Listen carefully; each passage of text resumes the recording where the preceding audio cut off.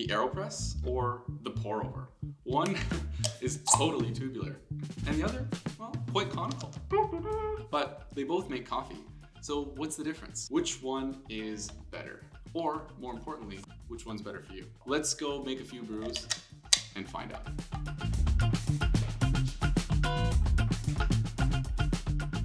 Welcome back to the Nomad Barista Studio here. And if you're watching this, you're probably struggling to decide between these two brewers, which one you're going to purchase next.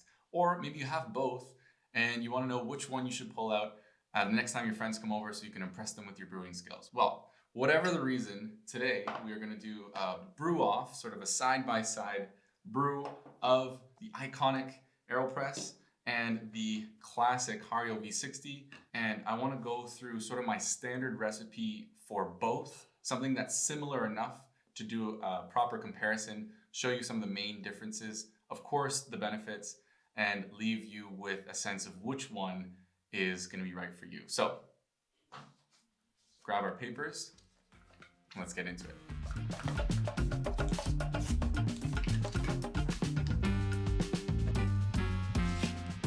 And today I'm actually using the icier filters, so they're a slightly different Aeropress filter here, but I really like them, made by a friend of mine, and I think they make a really nice cup, so we'll use that today.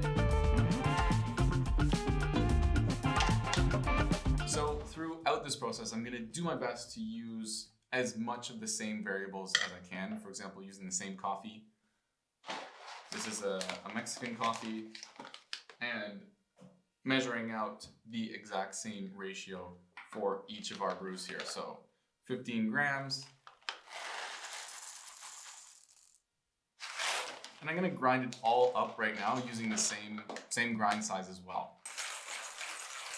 I will have to adapt the recipe a little bit on the Aeropress to make sure that it extracts similar to how it might be extracting in the V60 given the grind size.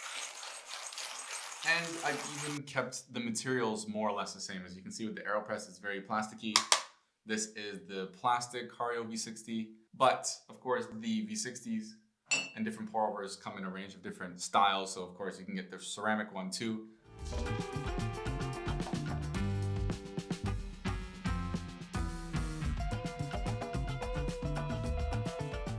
And as you can see here, I am opting for the traditional right side up method for the Aeropress today, just to keep it a little similar on the drawdown, the effect of gravity, maybe no flipping and that kind of thing.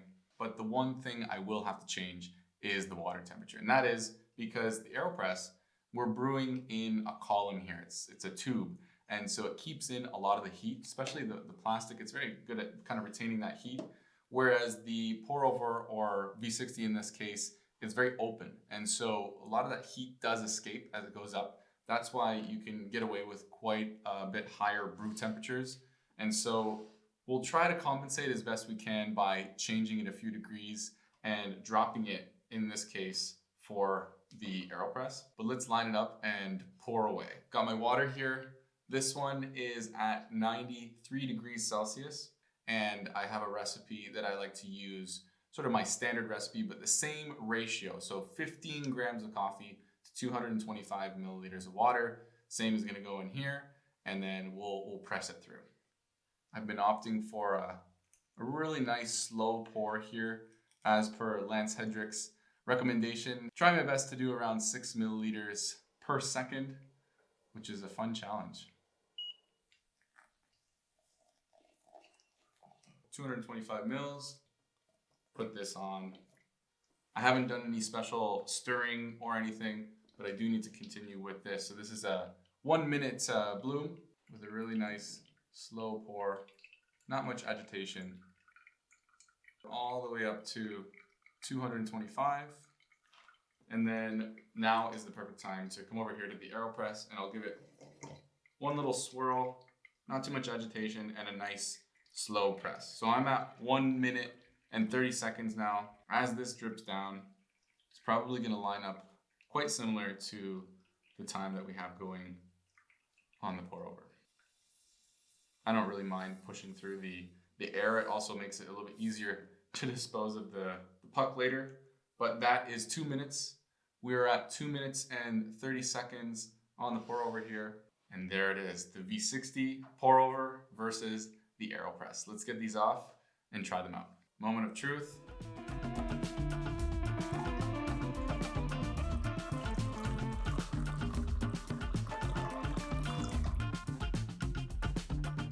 We'll let these cool down just a little bit, and in the meantime, I want to discuss a few more of the pros and cons, the maybe benefits, disadvantages of each of these brewers. The V60, as I mentioned earlier, it comes in a range of different materials. So this is the plastic one. There's a see-through plastic one. There's a ceramic one. There's a metal one. There's different sizes as well.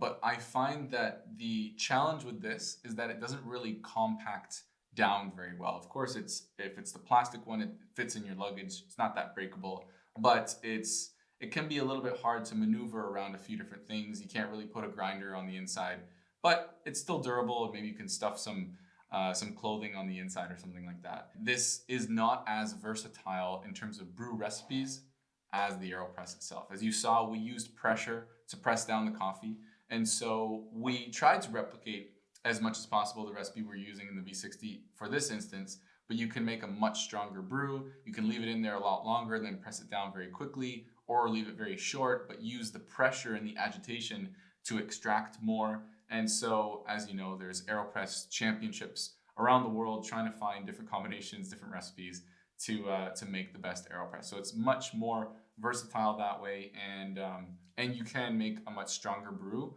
with very good results. So in fact, Aeropress was one of my first, let's say, coffee brewing devices. I used to travel all over the world with this thing just because it was very compact. I wasn't worried about it breaking. I could make a range of different brews from strong to weak, and I loved it so much that I even got it tattooed a little bit here on my arm. So it was a big part of my early travels as the Nomad Barista, and I do love brewing with this brewer. But I will say that this has been kind of my everyday daily driver, my daily grind as the pour over, just because I find it very meditative and relaxing as well to pour the water over in spirals, as you will, and have it drip down. And it's just very easy. You can kind of let it sit for a little while, come back to it. But one last thing I wanted to say about these two brewers before we get to tasting is actually the price itself. That might be a big factor in your decision making, at least, for your next brewer. Maybe it's your second, your third, your fourth brewer. And so if you go on Amazon just to kind of do a price check, of course you can buy this in most cafes, it's going for around $39, around $40 American. So it's a little bit pricier than I actually bought this for $5. Quite a considerable price difference here. For just making coffee. So will the price reflect in the cup? Let's give it a try. So let's start with the pour over. First of all, on the smell, they're very similar. I think it's the same coffee, so it's not gonna be too much different. Let's do the ultimate test, the taste. Very smooth, rounded. The coffee itself has a lot of good qualities, a little bit more on the nuttier side. It's got a bit of that fruity zing to it. But let's try the Aeropress. Okay, so my first impression actually is that even though we dropped to a lower water temperature, this feels a little bit hotter. So that's interesting to me, the fact that it retains so much heat in the Aeropress as opposed to this pour over, it's just dripping through into the cup. So of course you could preheat the cup, you could have used different water brewing temperatures. Maybe that's a consideration for you. And I will say that this one has a little bit more juiciness, a little bit more sweetness to it. Of course, we didn't change the grind size. Maybe we could have gotten a little bit more of that out of the pour over too. But when I taste this, it's a little bit more syrupy. It's going to be maybe a little bit more dense, even though we did use the same ratio of coffee to water. And going back to this one, as it cools down, it does open up. It does become a bit more fruitier, juicier, but it's more crisp. It's more, more clarity in the cup, so to speak. So I don't know, I can't even decide. These are from very different brewers, but it's the same coffee, so we have that level playing field. A little bit syrupy. Yeah, a little bit more. I feel like it's giving more complexity on the fruity or like the herbal side, or however you want to frame that. Whereas this one goes a little bit deeper. It has more depth, some more body to it. So anyways, that's the pour over. Put that back versus the Aeropress. Which one would I choose? It really comes down to what I'm looking for. So now I know a lot more, or now we know a lot more clarity on what kind of brew this is going to produce. It's a little bit more light, more crisp, bringing out some of those greener notes, or maybe fruitier, sort of lighter notes. Whereas this, you get a little bit more body, more syrupiness, maybe a little bit more play. And of course, it depends on your lifestyle. If you love travel and you want something super compact, maybe your grinder even fits in the top of this thing. This is a great travel brewer. This one can work too, depending on the material that you buy. But I find this just a much more sort of relaxing at-home brew, something that I just want to have sitting there on the shelf, come to it in the morning and make a coffee. And so, yeah, it just really depends on your lifestyle and your flavor profiles. And it might also depend on the coffee you're using. So play around. Maybe you like a natural that's a little bit more juicier and syrupy. Maybe you like sort of a washed Ethiopian or something. So that might guide your brew method choice. But now would be a great time to subscribe. I'd love to see you again in the next video. And if you're interested in some more brewer comparisons, click this video right here. I will see you over there. Cheers.